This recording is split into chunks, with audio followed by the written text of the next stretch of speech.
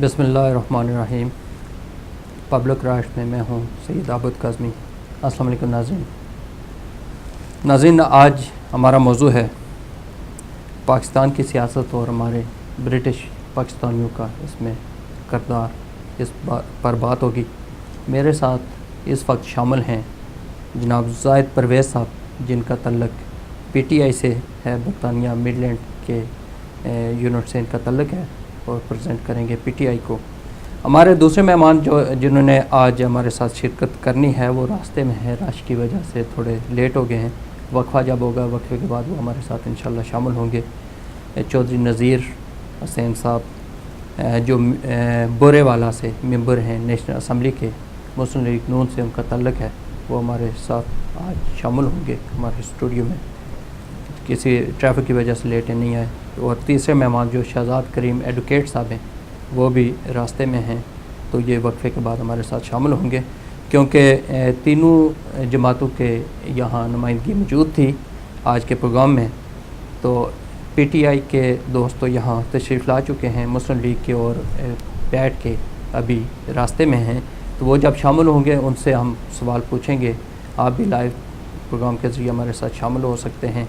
आज के प्रोग्राम की जो ख़ास बात वो ये है कि ये हमारा प्रोग्राम लाइव सुना भी जा सकता है पैगाम रेडियो पर, वहाँ भी लाइव प्रोग्राम इस वक्त आप सुन सकते हैं। वो दोस्त जो रास्ते में हैं, TV नहीं देख सकते, उनके लिए सहूलत के लिए ये प्रोग्राम आज हमने रेडियो पर भी लाइव हुआ। तो मेरा ये हफ्तावार जो प्रोग्राम है पब्लिक राइट्स का, ये रेडियो पर एवरी सैटरडे को 1 घंटे का वहाँ भी प्रोग्राम होगा। अदायद का प्रोग्राम ही उस पर लाइव किया जाएगा। तो नाज़रीन, ये बताता चलूँ कि आज के वो माशरा जहाँ नाइंसाफ़ी, भूख, अफलास और गुर्बत ने डेरे जमाए रखे हों, वहाँ इत्तेजाज और गुस्सा आतिश फशां के लावे की तरह अंदर ही अंदर खोल रहा होता है। ऐसे हालात में बसरे इक़्तिदार लोगों को इत्तेजाज करने वाले चंद सा ग्रुप ही लगता है। तो नाज़रीन, पिछले 42 दिनों का इत्तेजाज एक तारीख रकम कर रहा है। ये लोग चंद एक हों या ज़्यादा हों, लेकिन लोगों को हकूक़ मांगने का तरीका ज़रूर बता रहे हैं। क्योंकि जो आज़ादी का नारा है, आज़ादी का नारा ये नहीं है कि 1947 में हमारा मुल्क आज़ाद हो गया तो हम आज़ाद हो गए, बल्कि आज़ादी तो ये होती है कि हम ज़हनी तौर पर आज़ाद हों और अपनी सोच को इस तरह, अपनी राय को इस तरह आज़ादाना तौर पर कायम कर सकें कि वो उस पर किसी का दबाव ना हो, किसी का असर ना हो, और आज़ादाना हम अपने ज़हन के मुताबिक कोई बात कर सकें। इसका नाम आज़ादी है। इसी पर भी गुफ्तगू होगी। लेकिन सबसे पहले मैं ज़ाहिद परवेज़ साहब आपको स्टूडियो में वेलकम कहता हूँ, और इस उम्मीद के साथ कि आप हमारे नाज़रीन को बताएंगे कि जो 42 आज जो है, जो आलमी रिकॉर्ड है 45 डेज़ में दाखिल हो गया है।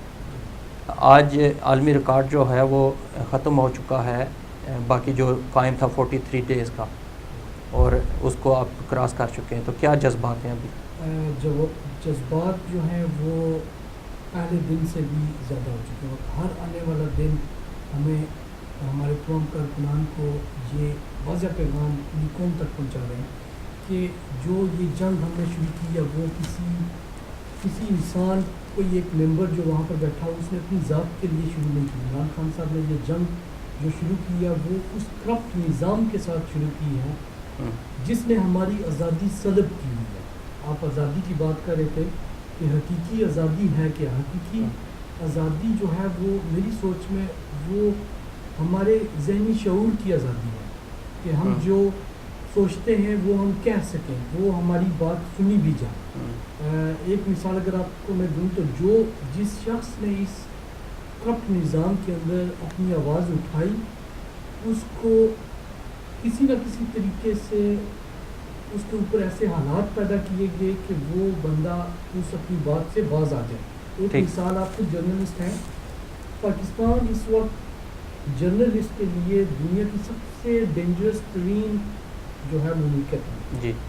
और उसमें अगर आप देखें, आपके पास बहुत सारे केस, आपको मुझसे ज़्यादा मालूमात होंगी कि जिस शख्स ने حکومت وقت اور اس کے اندر جو مضبوط پارٹیز ان کے خلاف آپ بات کریں اور آپ کے جناب کہیں سے وارنٹ ایشو ہو جائیں گے اور کہیں سے آپ کو جو ہے وہ آپ کے لیے جو ہے نا وہ سپاری بھی دے دی جائے گی اور بہت سارے لوگوں کو اس وجہ سے جو ہے وہ اس دنیا سے ہٹا دیا گیا ہے. لیکن انہوں نے اپنی جو انہوں نے سمجھا اس کے لیے انہوں نے جان دی, اور یہی وہ وقت کہ جب ہر پاکستان کا ہر وہ شہری جو وہ اپنے ذہن میں صحیح سمجھتا ہے, جب اس کو یہ آزادی ہوگی کہ وہ اپنی بات کہہ سکے اور لوگوں تک پہنچا سکے اور بڑے بڑے ایوانوں میں اس کی بات سنی جائے, اور ان ایوانوں میں اگر وہ حق کے خلاف ہیں تو ان ایوانوں میں لرزہ طاری ہو, تب اس ملک میں حقیقی آزادی ہوگی.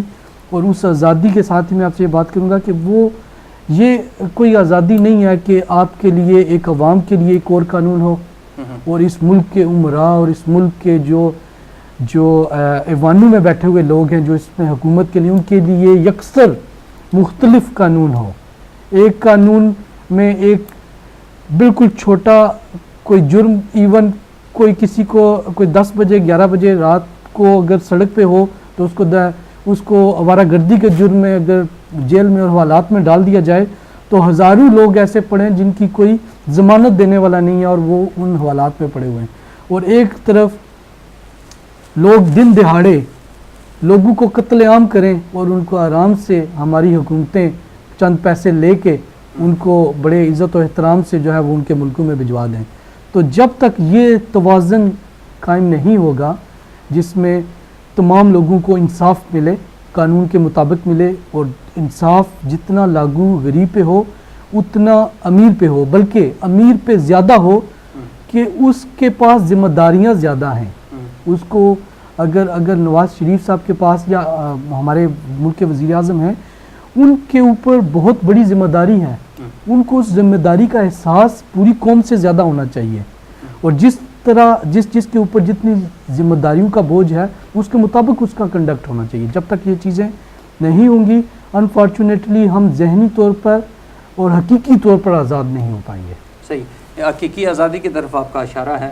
اور یہ بتائیں کہ جو خان صاحب کے ابھی جذبات ہیں اور پھر جو وہاں لوگ بیٹھے ہوئے ہیں اتنے دنوں سے جو عوامی تحریک کے لوگ وہ تو تسلسل سے وہاں بیٹھے ہوئے ہیں. آپ کو تو چلیں ایک سہولت ہے کہ وہ جاتے ہیں پھر آ جاتے ہیں کچھ ٹائم کے لیے, اور اس کے باوجود یہ احتجاج تسلسل سے جاری ہے. تو ابھی کیا آپ کو لگتا ہے کہ کب تک اس کا کوئی حل نکلے گا سامنے؟ دیکھیں ایک تو یہ ہے کہ پاکستان تحریک انصاف اور جو پیٹ کے ورکرز ہیں ان میں جو ان کا جغرافیکل لوکیشنز ہیں وہ تھوڑی ڈیفرنٹ ہے. جو پیٹ کے جو لوگ ہیں وہ بھی بہت سارے لوگ جو لوکل اسلام آباد پنڈی اور سراؤنڈنگ ایریا سے تعلق رکھتے ہیں, ان میں سے بعض جو ہیں وہ وہیں پہ رات کو بھی رہتے ہیں, بعض لوگ اپنی اور ذمہ داریاں ہیں ان کو نبھانے کے لیے وہ جاتے ہیں اور شام کے وقت واپس آتے ہیں. پاکستان تحریک انصاف کے بھی بہت سارے لوگ وہاں پر دھرنے کے اندر دن رات رہ رہے ہیں, لیکن بہت بڑی ایک تعداد پاکستان تحریک انصاف کے ممبران کی اور ویل ویشرز کی, میں یہ بھی نہیں کہوں گا کہ پاکستان تحریک انصاف کے ممبران ہیں, یہ تمام وہ لوگ کہ جو اس استحصالی نظام سے تنگ ہیں, اس میں وہ لوگ بھی شامل ہیں کہ جن لوگوں نے جو ہے وہ ووٹ کا استعمال پاکستان تحریک انصاف کی مخالفت میں کیا ہوگا. تو وہ سارے لوگ جی لے لیں. السلام علیکم. وعلیکم السلام جی, پروگرام میں پارٹیسپیٹ کرنا ہے. جی آپ بولیں, لائیو میں آپ. وعلیکم السلام جی, میں منصف داد بول رہا ہوں بریڈ فورڈ سے. جی کیا نام بتایا؟ منصف داد جی. منصف داد صاحب جی, آپ بات کریں, کیا کہنا چاہ رہے ہیں؟ سر میں یہ کہہ رہا ہوں یہ جو اس وقت دھرنے جاری ہیں پاکستان میں اسلام آباد میں اور یہ جو سب کچھ ہو رہا ہے, جی میں عمران خان صاحب کا مجھے تھوڑی سی حیرانگی ہوتی ہے کہ جب الیکشن کے رزلٹ آئے جی تو انہوں نے اس وقت کہا, یہ ذکر ضرور کیا کہ ٹھیک ہے انتخابات میں دھاندلی ہوئی ہے, لیکن چونکہ اس جمہوریت کی ڈگر چلتی رہے میں ان کو تسلیم کرتا ہوں. یہ ان کے پارلیمنٹ میں الفاظ تھے. اس وقت بھی انہوں نے دھاندلی کا ذکر کیا تھا, لیکن کچھ ان کے جو ناقدین ہیں وہ کہتے ہیں کہ بھائی اگر آپ نے اس وقت دھاندلی کا ذکر کر کے جمہوریت کو چلانے کے لیے تسلیم کر لیا تھا تو اس وقت آپ کی خاموشی جو ہے وہ اس بات کا اندیا دے رہی ہے کہ آپ جو ہے اس وقت کے الیکشن کا جو رزلٹ سے اس سے متفق ہیں. پھر اچانک کیا بات ہوئی کہ آپ نے واویلا مچانا شروع کر دیا. ٹھیک ہے, آپ نے واویلا مچانا شروع کر دیا کہ جی یہ ہوا وہ ہوا, اور پھر آپ اسلام آباد تشریف لائے. دیکھیں میں ایک بات وضاحت کرنا چاہتا ہوں کہ نواز شریف صاحب جو ہیں اور پیپلز پارٹی ہے, یہ قطعاً میں نہ ہی ان کا سپورٹر ہوں, انہوں نے بھی ملک کے لیے کچھ بھی نہیں کیا اور نہ ہی یہ عام پبلک کے کسی آدمی کی زندگی میں کوئی فرق ڈال سکے ہیں. اور میاں صاحب کے آپ سب کچھ دیکھ لیں, کے بیانات دیکھ لیں, ہم یہ کریں گے وہ کریں گے, بجلی اتنے دنوں میں آئے گی, یہ وہ سب کچھ شور ثابت ہوئے. لیکن طریقہ کار یہ ہے کہ خان صاحب کی جو بیانات ہیں, جو الزامات ہیں, اور جس انداز سے وہ الزامات لگاتے ہیں ان کو نہیں کر سکتے ریگارڈلیس کے ایویڈنس کے بغیر لگایا گیا الزام. وہ یہاں پر بھی آپ دیکھ لیں, ہو سکتا ہے یہ سب کچھ انہوں نے کیا ہو, لیکن اخلاقی طور پر آپ جب ثبوت نہیں فراہم کر سکتے تو پھر یہ اچھی بات نہیں کہ کسی کی پگڑی اچھالنا. ٹھیک, ان کی اپروچ جو ہے وہ آپ سوال کیا کرنا چاہ رہے ہیں؟ سوال کریں آپ. جی میں سوال صرف یہی کرنا چاہتا ہوں, میں اپنا نقطہ نظر بیان کرنا چاہتا ہوں کہ سیاست میں جو کچھ بھی اب ہو رہا ہے سب مفاد پرستوں کا ٹولہ ہے. پاکستان کے لیے کوئی کچھ بھی نہیں کر رہا, بشمول عوامی تحریک, بشمول عمران خان صاحب, بشمول دیگر سیاسی پارٹیاں. کاش کبھی ہوتا کہ کوئی پاکستان کے عام آدمی کے بارے میں اچھا سوچتا. بہت شکریہ. تھینک یو جی, بہت شکریہ. جی جناب اس پر تبصرہ کریں. جی بالکل, عمران خان صاحب نے قومی اسمبلی کے اندر یہ کہا تھا کہ انہوں نے انتخابات کو تسلیم کیا ہے, دھاندلی کو انہوں نے تسلیم نہیں کیا. ٹھیک ہے, اور اگر آپ دیکھیں تو انتخابات کے بعد تقریباً 14-15 مہینے گزر چکے ہیں اس وقت, اور تسلسل کے ساتھ ہم نے ہر وہ ایونیو جو کہ ایک ہمارا لیگل سسٹم جو ہمیں پرووائڈ کرتا ہے ہم اس کے اندر گئے.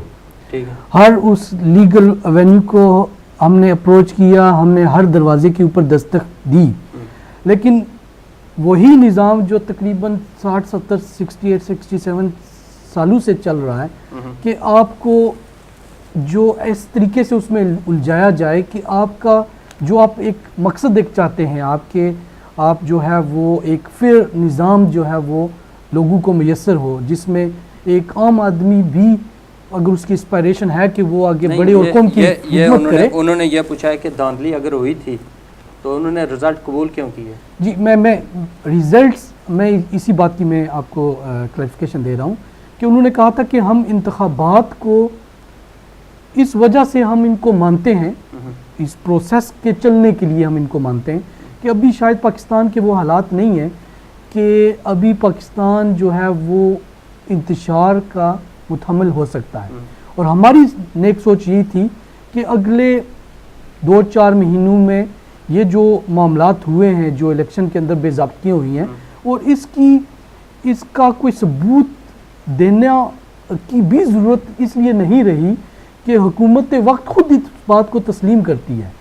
ان کے منسٹر, انٹیریئر منسٹر نے یہ بات جو ہے وہ خود لائیو چینل کے اوپر, قومی چینل کے اوپر انہوں نے یہ بات تسلیم کی کہ ہر جو ہے وہ حلقے میں بے ضابطگیاں ہوئی ہیں اور بہت بڑی تعداد 60-70 ہزار ووٹ جو ہیں وہ انویریفائیبل ہیں. اگر رزلٹ قبول کیے تو پھر اتنا اس وقت اگر ملک کے انتشار کے قابل نہیں تھا تو ابھی بھی نہیں ہے. نہیں دیکھیں ہماری یہ سوچ تھی, دیکھیں جو ملک میں جو انتشار ہے وہ ہمارے انہی رویوں کی وجہ سے ہے کہ ہم نہیں چاہتے جو چند لوگوں کے پاس جنہوں نے پاور اپنے ہاتھوں میں رکھی ہوئی ہے وہ اس پاور کو عوام تک نہیں جانے دینا چاہتے. ایک مثال میں آپ کو دوں گا کہ NFC ایوارڈ کے تحت جو ہیں وہ صوبوں کو فنڈز مہیا کیے جاتے ہیں.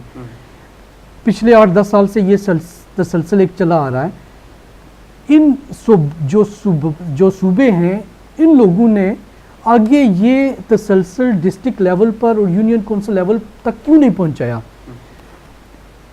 شہباز شریف صاحب کو, ہمارے وہ وزیر اعلیٰ ہیں, ان کو کیا حق ہے کہ وہ پچھلے 8-10 سالوں میں ایک رپورٹ کے مطابق تقریباً 30,000 ارب روپیہ انہوں نے اپنی مرضی سے خرچ کیا ہے. تو کیا پنجاب کے اندر کوئی ایسا روشن خیال یا کوئی ایسا انسان ان کے علاوہ موجود نہیں ہے کہ جو اس پیسے کا مصرف بہتر مصرف ڈھونڈ سکتا جس سے عوام کو سہولت ہوتی. تو یہ ہماری کوشش یہ تھی کہ ہم اس سسٹم کو امپروو کریں, اور 14 مہینوں میں 15 مہینوں میں انہوں نے ثابت کیا کہ جو حکومت وقت ہے, جو لوگ اس سسٹم کے اوپر براجمان ہیں, وہ لوگ کہ جو بلو بک کے اوپر چلتے ہیں, وہی بلو بک کہ جو ایک فرنگی نے ان کو دی اور انہوں نے اپنے ملک میں وہ نافذ نہیں کی. آپ اس ملک کے وزیر اعظم کو دیکھ لیں, اس ملک جس میں ہم بیٹھے ہوئے ہیں اس کے منسٹرز کو دیکھ لیں, ان کے آگے پیچھے کوئی بلو بک کا کوئی پروٹوکول نہیں ہوتا. ہمارے ملک میں یہ پروٹوکول 50-50 گاڑیاں آگے جا رہی ہیں, 50-50 گاڑیاں پیچھے آ رہی ہیں, اور ایک ایک شخص کی خدمت کے لیے لاکھوں روپے خرچ ہو رہے ہیں. ہمارے وزیر اعظم صاحب محترم جو ہیں وہ اس ہوٹل میں رہتے ہیں جہاں پر ایک دن کا کرایہ 8 لاکھ روپیہ. اب ایسے معاملات میں اگر آپ دیکھیں تو ایک طرف تو ہماری قوم جو ہے وہ ایک بڑی تعداد تقریباً 9-10 کروڑ لوگ جو غربت کی لکیر ہے اس سے نیچے زندگی گزار رہے ہیں, اور چند ہماری اشرافیہ, چند ہمارے لوگ ایسے ہیں کہ جو, میں یہ بات کہنا نہیں چاہتا لیکن اگر فائنینشلی اگر ان کو دیکھا جائے تو پورا یو کے جو ایک بہت بڑا ملک ہے اور اس کی ایک بہت بڑی اکانومی ہے, ساری پارلیمنٹ کے ممبران کے اثاثے ایک طرف ڈال لیں اور ہمارے جو شریف برادران ہیں ان کے اثاثے ایک طرف ڈال دیں, وہ 50 گنا زیادہ ہوں گے. پوری جو یو کے کی پوری جو پارلیمنٹ ہے اس کے اثاثوں سے زیادہ ہوں گے. تو یہ اب مجھے بتائیں کہ یہ پیسہ انہوں نے عوام کے خون پسینے سے کیا نہیں نکالا؟ انہوں نے یہ پیسہ جو عوام کا تھا, جو عوام کے اوپر خرچ ہونا چاہیے تھا, وہ اپنی عیاشیوں پہ یہ پیسہ کیا نہیں لگا رہے؟ وہ لوگ کہ جو 5,000 اور 10,000 ٹیکس دیتے ہیں, لیکن اگر آپ ان کی زندگیاں دیکھیں تو ان کے ماہانہ اخراجات, گھر کے صرف اخراجات کروڑوں میں ہیں, تو وہ یہ پیسہ کہاں سے لا رہے ہیں؟ جب تک اکاؤنٹیبلٹی نہیں ہوگی ہمارے ملک کے اندر, جب تک یہ لوگ جواب دہ نہیں ہوں گے, یہی سلسلہ چلے گا. ہم نے 14 مہینے کوشش کی کہ اپنے لیگل سسٹم کے تحت جو ہے وہ ان چیزوں کو ہم ایکسپوز کریں, اور ایک جو ہے وہ ہم ایک قانون لے کر آئیں جس میں تمام لوگوں کو ایکول اپرچونٹی دی جائے. وہ جب ہر کوشش کو بلاک کر دیا گیا تو آپ مجھے بتائیں, میرے جو اس وقت جو لوگ سن رہے ہیں, میں ان سے یہ سوال کرتا ہوں کہ جب آپ ہر ایونیو آپ جو ہے وہ جا کر اس پر دستک دیتے ہیں اور ہر جگہ سے آپ کو بلاک کیا جاتا ہے, یہاں پر آروز کو ملایا جاتا ہے, یہاں پر جو ہے وہ ایسے جو ہیں وہ ہمارے ٹیلی فون کالز موجود ہیں جو آپ نے شاید بہت بار سنی ہوں گی, کہ جہاں پر جو منسٹرز ہیں وہ جوڈیشری کو ڈکٹیشنز فون کے اوپر دے رہے ہوتے ہیں. تو آپ مجھے بتائیں کہ اس عوام کے پاس, ان لوگوں کے پاس کہ جو چاہتے ہیں کہ یہ طاقت جو ہے وہ عوام تک جائے, ان لوگوں کے پاس آپشن کیا بچ جاتا ہے؟ اگر وہ سڑکوں پر نہیں جائیں گے تو کہاں جائیں گے؟ اگر وہ دھرنے نہیں دیں گے تو کیا کریں گے؟ تو یہ آخری ہمارے پاس جو ہے وہ کوشش ہے. آپ کا کہنا یہ ہے کہ جب کوئی حل نہیں ہوا تو احتجاج کے لیے نکلے. بالکل, 14 مہینے ہم 15 مہینے بلکہ ابھی بھی ہم جو ہے وہ کورٹس کو پرسو کر رہے ہیں, لیکن ایسے طریقے سے ان معاملات کو الجھایا جاتا ہے. جیسے ایک مثال اگر آپ کو میں دوں تو جب یہ ابھی جو الیکشن کمیشن کی رپورٹ بھی آئی ہے اس میں بھی یہ ذکر ہے کہ جو ہمارا آرٹیکل 62-63 ہے اس کو ہم امپلیمنٹ کرنے میں ناکام رہے ہیں. تو وہاں پر ایک منصوبے کے تحت لوگوں کو دعائے قنوت سننے میں اور چند جو ہیں وہ اس طرح کی جو ہیں وہ کلمے سننے تک محدود کیا گیا. اور جو لوگ جن لوگوں سے سوال تو یہ ہونا چاہیے تھا کہ جو انہوں نے یہ املاک بنائی ہیں یا انہوں نے ٹیکسز جمع کرائے ہیں اور وہ ان کا سورس آف انکم کیا ہے, جو ان کی یہ لائف ہے, ان سب چیزوں کو یکسر اگنور کر کے تو ان چیزوں کے اوپر صرف بات کی گئی, ایک ماحول مذاق کا جو ہے اس کے اندر عنصر پیدا کیا گیا. ایک اور کالر ہے, ذرا میں ان سے بات جی ضرور. السلام علیکم. وعلیکم السلام, یہ میں پروگرام میں بات کرنا چاہ رہی ہوں. جی کون بات کر رہے ہیں؟ آپ لائیو ہیں, بات کریں. جی میرا نام تسلیم ہے. تسلیم کہاں سے؟ میں تسلیم عربی ہوں اور میں لیورپول سے بات کر رہی ہوں. جی تسلیم صاحبہ بات کریں, ویلکم. آپ بات کریں, آپ لائیو ہیں. میں لائیو ہوں. جی جی جی جی السلام علیکم. وعلیکم السلام. جی جی میں ایکچولی میں یہ بات کرنا چاہ رہی تھی کہ ابھی بات ہو رہی تھی کہ धरने के बारे में कि क्यों इतने लोगों से इतने दिनों से बाहर बैठे हुए हैं आके, और मतलब कि धरने का जवाब क्या है, इस तरह से लोग अक्सर बात करते हैं, जबकि ये धरना माशाल्लाह 44 दिनों से ज्यादा हो चुका है, जो कि एक रिकॉर्ड है। जी जी। मैं बात करना चाहती हूँ कि जब एक आम पाकिस्तानी, जैसे हम बहुत सारे लोग अपने मुल्क से बाहर आ गए हैं, जी जी, उनमें एक मिसाल है, जैसे फर्ज करें एक किसान है, ठीक है, उसके पास उसकी पूरी जमा पूंजी क्या होती है, उसका थोड़ा सा जमीन का रकबा और एक उसकी कुछ उसके कच्चे घर और कुछ उसके पास जो होता है लाइफ स्टॉक होता है, उसके पास कुछ जानवर होते हैं। ठीक। अब उसकी आस क्या होती है, वो हर दफा जो उसके इर्द गिर्द उसके MNAs हैं या MPAs हैं, जो भी हैं, वो उनके पास जाता है, वो उसको आस दिलाते हैं, हाँ जी इस दफा क्या होगा, इस दफा बंद बन जाएगा, इस दफा सड़कें बन जाएंगी, इस दफा जो है आपकी जमीन में पानी नहीं आएगा। लेकिन होता क्या है कि हर दफा, अभी आप देख सकते हैं सैलाब में किस तरह लोगों की सैलाब आता है, उनका जो भी जमा पूंजी होती है, जानवर होते हैं, कच्चे घर होते हैं, उनकी जमीन, उनकी फसलें, सब कुछ डूब जाता है। अब मुझे बताएं कि वो किसान क्या करे, कहाँ जाए, उसके पास क्या रह जाता है, उसके पास क्या मतलब रास्ता क्या है कि वो कुछ कर सके। अब आखिरी रास्ता यही रह गया लोगों के पास कि वो बाहर आए, इसलिए ये धरना कामयाब है। अब दूसरी मिसाल मैं आपको देती हूँ कि एक मतलब फर्ज करें कि एक स्टूडेंट है, या एक फर्ज करें एक डॉक्टर है जी। अब उसने, जैसे उसके माँ बाप ने उसको पढ़ाया, उसने तालीम हासिल की, वो बन गया डॉक्टर। जब वो किसी एग्जाम मतलब इम्तिहान पास करने के बाद किसी टेस्ट या इंटरव्यू में जाता है और किसी सरकारी जॉब के लिए जाता है, तो उससे पूछा जाता है कि आपके पास किसी वजीर की सिफारिश है या आपके पास 2.5-3 लाख रुपए हैं, फिर आपको जॉब मिल सकती है, वरना नहीं मिल सकती, और अगर मिलेगी तो वो भी कहीं बिहार में। तो मुझे बताएं फिर उसके पास क्या रास्ता रहेगा, उसके पास रास्ता यही रहेगा, वो किसी ना किसी तरह किसी एजेंट को पकड़ के मुल्क से बाहर चला जाए जी। तो ये सब जो हमारे मुल्क के मसाइल हैं, जो बहुत अरसे से चलते आ रहे हैं, उनका हल यही है कि अब आप अपने हक के लिए खड़े हों, बाहर आएं। इसीलिए लोग इमरान खान के साथ हैं, इसीलिए लोग पाकिस्तान तहरीक इंसाफ के साथ हैं, इसीलिए लोग बाहर निकल रहे हैं। ठीक है, तो जाहिद साहब आप कुछ पूछना चाहिए? जाहिद साहब हमारे पास बैठे हुए हैं, ये PTI से इनका तल्लक है, ये आपसे बात करना चाह रहे हैं जी। आपने जी बिल्कुल आपने बात की कि लोगों के पास जो है वो ऑप्शन क्या रह जाता है, तो जो हमें हुकूमत वक्त जो ऑप्शन दे रही है, जो लोग जिनका जमा, जैसे आपने कहा कि जो उनकी जमा पूंजी थी वो सैलाब की नज़र हो गई, और यही काम जो है वो 2010 में हुआ, उससे पहले भी होता रहा। तो हमारी हुकूमत ने किसी किस्म की कोई प्लानिंग, किसी किस्म का उन्होंने कोई ऐसा इंतज़ाम करने की कोशिश नहीं की कि जो हमने जो पहले किया उससे हम कुछ सबक सीखें। तो मैं तो इन हुकूमत की तरफ से अगर मैं अवाम को जो है वो अगर कोई पैगाम देना चाहूँ इस हुकूमत वक्त की तरफ से, तो मैं यही कहूँगा कि आए मेट्रो बस में बैठ जाएँ, क्योंकि वही एक हमने काम किया, उसी के ऊपर हमने सारे वसाइल का ज़िया किया है। अगर यही पैसे जो हैं वो अगर हमारे डेमू के लिए बनाए जाएं, ये जो हमारा नहरी निज़ाम है जो कि हमें बना के किसी ने दिया, उसको हम संभाल भी नहीं पाए। ये हमारी जो है वो अब तरीक की ये हालत है कि अभी हमें अगर आपको याद हो, जब हम बच्चे थे तो हम अपनी किताबों में पढ़ते थे कि पाकिस्तान के पास दुनिया का सबसे बेहतरीन इरिगेशन सिस्टम है, और आज ये हाल है कि हमारे किसानों की, सिर्फ किसान या ये एक किसी तबके की बात नहीं है, सिवाय चंद जो लोग सियासत में हैं और अपने मफाद के लिए सियासत कर रहे हैं, उसके अलावा पूरा पाकिस्तान का जो तबका है वो पिस चुका है।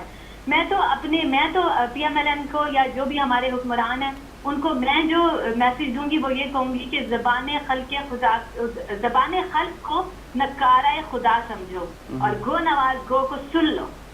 मैं तो ये कहना चाहूँगी। बहुत शुक्रिया। बहुत शुक्रिया डॉक्टर साहब। ये देखें जी, ये जो हमारी जो आम जो पाकिस्तानी है जो उसके मसाइल हैं, ये उसकी तर्जमानी है जी। देखिए अगर लोग खुश हों पाकिस्तान के अंदर, जो वहाँ पर निज़ाम चल रहा है, लोग उसके हक में हों, तो ये धरना 44 दिन क्या 4 घंटे भी नहीं चल सकता। सही। ये लोगों के वो तहफ़्फ़ुज़ात हैं, ये जो लोगों के साथ जुल्म और सितम किया जाता है कि चंद लोगों को, 1-2% लोगों को आप जो है वो उनकी नाजायज़ को भी जायज़ करार दे दें और उनको एक ऐसी ताकत दे दें पुलिस के ज़रिए और इदारों के ज़रिए, उनको ऐसी ताकत दे दें कि वो अपनी हर अच्छी बुरी चीज़ को जो है वो बुरी चीज़ को भी अच्छी चीज़ जो है वो साबित करके उसको भी बेचते हैं।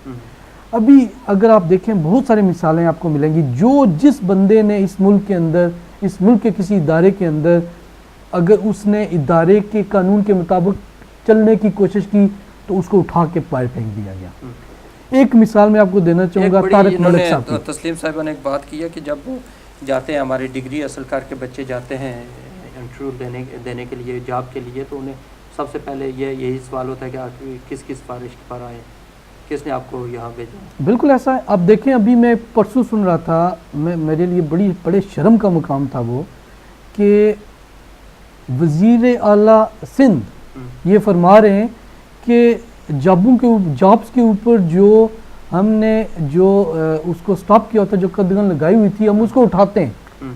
तो क्या आप ये कह रहे हैं कि वो जॉब जो है किसी इदारे के अंदर जॉब देने या ना देने का इख्तियार वज़ीर आला सिंध को है?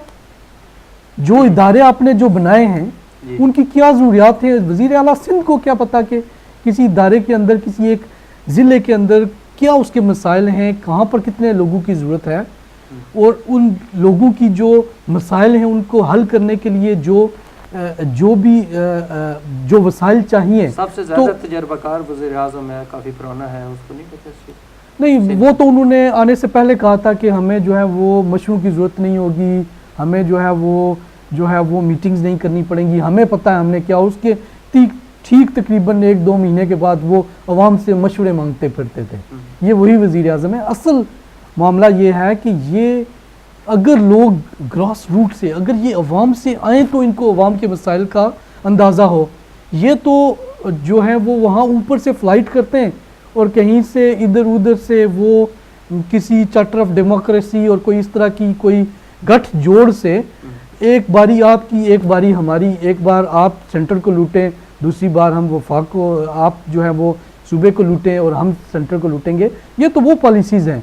इसमें अगर आप देखें तो नवाज़ शरीफ साहब जो हमारे इस वक्त के वज़ीर आज़म हैं, मुझे उनकी बड़ी इज़्ज़त है, लेकिन क्या उनको अपनी पार्टी के लोगों पर भी एतबार नहीं है कि वो अपने सिर्फ चंद रिश्तेदारों को नवाज रहे हैं, और उन्हीं चंद लोग जो वो क़यादत के जो पिछले 30 सालों से फेल हो चुकी है, उसी को बार बार आजमाने का क्या फ़ायदा? क्या मुस्लिम लीग नून में अच्छे लोग नहीं हैं? बहुत सारे अच्छे लोग हैं, लेकिन जो भी अच्छा बंदा मुस्लिम लीग नून में होगा उसको, जो हमारा सिस्टम, जो राइट सिस्टम है, उसमें उसको पीछे रखा जाएगा। थोड़ी देर के बाद हमारे साथ शामिल हो गए, बिल्कुल मेंबर असेंबली शामिल होंगे। देखें, जो भी बंदा पीपल्स पार्टी के अंदर देख लें, मुस्लिम लीग नून के अंदर देख लें, और बड़ी पार्टी जो हैं उनके अंदर देख लें, कि जो बंदा कॉम्पिटेंट होगा, जो बंदा जो है वो अवाम की बात करेगा, उसको दूर फेंका जाएगा। वहाँ फेंका जाएगा कि जहाँ से उसकी आवाज़ भी ना आ सके। और क्यों फेंका जाएगा?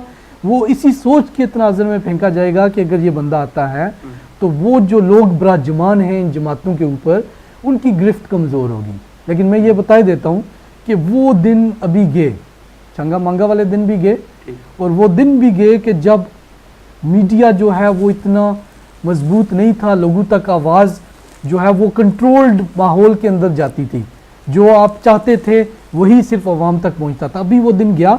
अभी पाकिस्तान का हर शहरी मीडिया है जी।